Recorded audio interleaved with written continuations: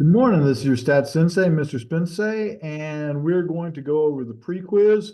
We're going to break this down into two different scenarios, so there'll be two different videos.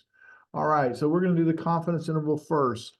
So textbook authors must be careful that the reading level of their book is appropriate for the target audience, and it's often based on the average word length. Okay, so what we care about is average word length. 20 words have been randomly selected from the Stats Modeling the World textbook. So, okay, we have a sample size 20. And the number of letters in each word were then counted and recorded below. All right, 5 letters in this word, 2 letters in this word, etc. The textbook has more than 10,000 words, and the word length follows a normal distribution. That's good to know because our sample size is less than 20. Create a 95% confidence interval for the average word length in the textbook. So the very first thing we need to do is define our parameter. So let mu equal the true population textbook word length, or word length in the textbook. All right. Conditions. 1, we have to have a random sample. Well, did they give us a random sample? 20 words were randomly selected. So we have a random sample of size 20, and that was given. The next thing, we need to check the n is less than 10%. So n equals 20, and we have 20 times 10, which is 200, and we need to compare that to our population size. Well, they're telling us there's more than 2,000 words, and 200 is definitely less than 10,000. So we've satisfied that condition. The next one, normality. Well, it's not going to be normal by central limit theorem because our sample size is less than 30, it's 20.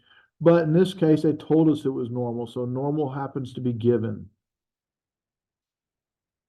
And so we can just check that off. All right, we need our equation. Well, the equation for is x bar plus or minus. Now, the question is, are we running a t-test or a z-test? Well, this is not all the words in a population, so we're not calculating the standard deviation of the population, and they didn't give it to us, so we're having to use the standard deviation of the sample. If you have to use the standard deviation of the sample, it's a t-test. So t star s divided by square root of n.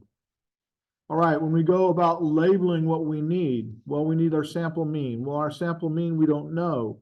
We do know our sample size is 20, and we know our confidence level is 95%. That's what they asked for, so 0.95. But we're missing these values. Well, in order to get that, I'm going to have to input the data into the calculator. So I need to go to Stat, then Edit, and enter that data. 5, 2, 1, et cetera, et cetera. You can see that I already have it in there for us. All right. So we're going to go ahead, and there's a couple ways to do this. We can go Stat Calc, 1 var stats.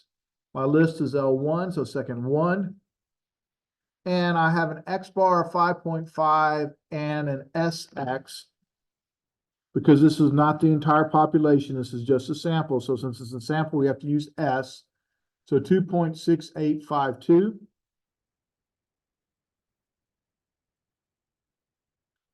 All right. The next thing we need to do is calculate T star. Well, I'm going to go ahead and start with the degrees of freedom because it'll ask for it. Degrees of freedom are happen to be the sample size minus 1. Our sample size is 20, so 21 minus 1 is 19. All right, to calculate T star, we're going to have to do an inverse T, and it's going to ask for the area. All right, well, we have to be real careful when we do that. We're going to go 1 minus, in parentheses, 0.95 divided by 2. Super important that you have those parentheses, so let's do that. So second vars, inverse T, parenthesis, 1 minus 0.95, close parenthesis, divided by 2. and our sample size is 20, so 20 minus 1, and we end up getting 2.0930. 2.0930. So our T star, and we always make it positive, I know it appeared negative on the calculator, is 2.0930. All right, so we're going to plug this in. Well, X bar was 5.5. That's our sample mean. Plus or minus our T star, which we just calculated, 2.0930. Our sample standard deviation was 2.6852, and it's all over the square root of 20. So then we're going to calculate our interval. Stat test. We're going to drop down to number 8, which is T interval. Make sure data is highlighted because we input a list of data into L1. And we want a confidence level of 95%. And I end up getting 4.2433. 4.2433 to 6.756. All right, so that tells me the average word length is between 4.24 and 6.75. It's interesting because they asked us, they said, hey, they wanted to have a specific word length, and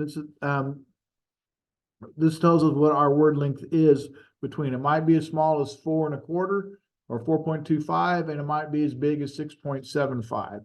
So our conclusion, well, our confidence level was 95%, 95% confident that the true population. Now remember, we're just true population mean. That should have said mean.